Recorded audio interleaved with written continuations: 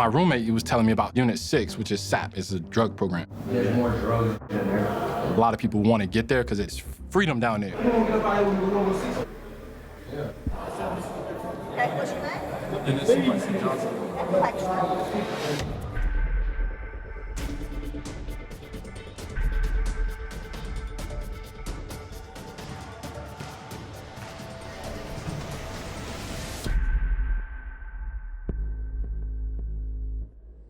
Why did you move to a different pod?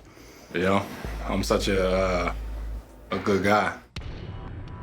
You guys wanted me to move to a different pod. The deal was to find out what you needed to do in that unit. We don't need you to go to Unit 6. We stuck you in a particular unit where you know you're being watched. You know there's cameras everywhere, and you know that we can get to you in 45 seconds to get you help if something happens to you. We told you to stay in that unit. Don't volunteer. Nobody never told me to. I didn't volunteer. Okay? I didn't know what was going on. All right? They called me out my room. The lady wanted to speak to me. Cut the acting here, okay? We all straight. We know what's going on here. Let's make something real clear. We're expecting you to help us out. So what you're gonna do is you're gonna go back to that unit. Yep. Say you're having some problems with some guys up there, and you just don't feel like you need to be in here. Can I go back to Unit 4? Understood. So, just talk to me like a man, and everything's good. I've been doing what I can to do to throw everybody off. If they know what you're in there actually doing, how safe do you think you'd be? This ain't some schoolyard, some college, or some football field. This is real life, so quit doing all this stupid that you're doing. I don't need that. Oh, raise your voice at me. You're in my building. Don't turn around anything on me, because I promise you, I will walk you out the door right now, and this will be over with and done. Go in there, do what you're supposed to do, and do your job. Simple as that. We don't have any more problems. Hang in there. You don't have to grip your hand hard, trust me. You grip mine. No, sir. Look, we can cut the camera off and we can have a real talk, but at the end of the day, I do this for a living. Don't try me. This whole situation right here, like I can't deal with that. You're not gonna talk to me like that. We got a real problem. What are you doing back already? That meeting, I'm still thinking about that. Chief Peak tried to bully me, but he showed his weakness. I'm not intimidated at all. I could have just hit that guy. When the show over, I'm gonna talk to Chief Peak. You're not gonna do nothing to nobody twice his size. You know, when I was talking to Dennis, what I was trying to do is help him, because he was getting himself into a situation that he was not prepared for. He could have possibly got hurt, and he took that the wrong way. He bowed up, flexed his muscles, tried to act like he was the bigger man, like he was gonna put me in my place, and I think he forgot what his mission was. I really need somebody to lean on. Past seasons, I see these girls build each other up and empower each other, and that's what I was looking for with Stephanie. Even between me and Jackie, I'm in it by myself. I don't trust Jackie, but I'm gonna use her. I would throw Jackie under the bus 100% if I had to. There's constant drama in Stephanie's room, and one of her roommates happened to be arguing with one of my roommates. That is the fighting room. As soon as I wake up at 10 night, I'm going in her room. Obviously, if you want to get out of that room, it's like either proving why you want to. See the bitch. Over. Step.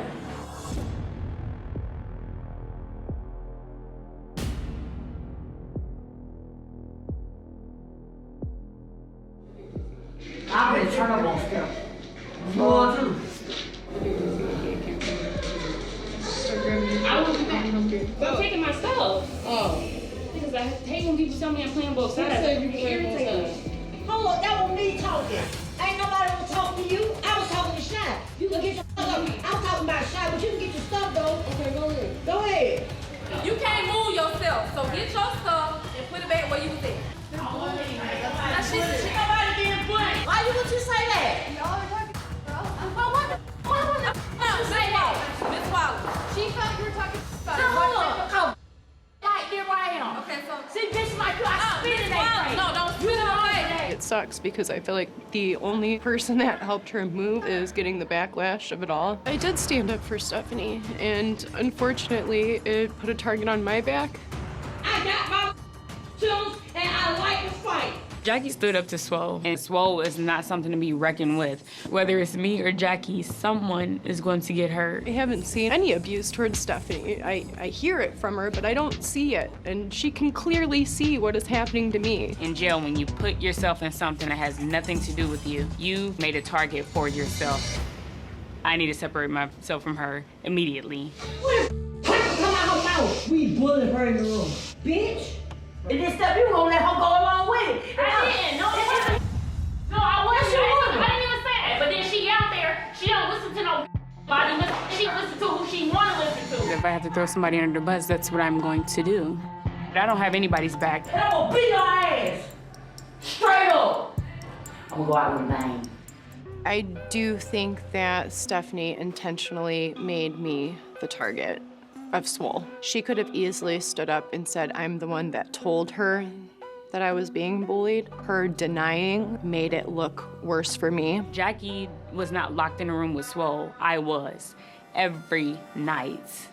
And my life was more in danger than hers. I think Stephanie's gonna be left to fend with the wolves, but she can figure it out without me. I think she used me to gain respect, and it was wrong. My time here has come to an end. Garza comes along and says, hey, do you want a room? Typically, inmates wouldn't invite a first-time inmate into their cell. I don't think Ryan should trust Garza. Ryan definitely needs to watch his back. My overall experience with my bunkmates was that they are the most seemingly stable people in the entire pod, and I kind of lucked out. But there are also troublemakers, the more conflict-driven people. Who are you loyal to? Bunkies come first. I'm starting to worry a little bit for your safety, to be honest with you. I know you're in a room with Garza. Yeah. I don't want you to think that, you know, Garza's your friend. I can also gauge things fairly well for myself. I don't feel like it's my my liberty to actually just start talking, spilling everything. If you gotta keep in mind, you're still in here on a program. Yeah, but I do still have an honor code. What's this honor code? So there's a code that kind of permeates into my known friendships. I have to keep some people close while I am here. That's fine when you're in there, but we feel like when you come here, they're pulling out inmates that are real inmates. Yeah. So they're getting the inmate of what really didn't happen. I'm kind of getting a vibe that you're getting a little bit too inmate-y. You're not an inmate. Okay. You're a person. All right. That's not an inmate. Okay. Do you know what I'm talking about, or? Not necessarily.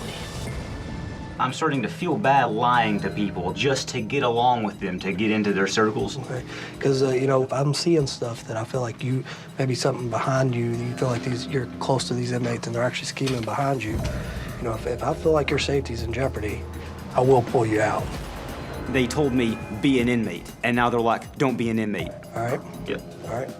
You can't get all the good information in jail by sitting around and watching. I'm a field agent in here. That's what I am. I'm not just some bird watcher. Attention on deck. Ryan.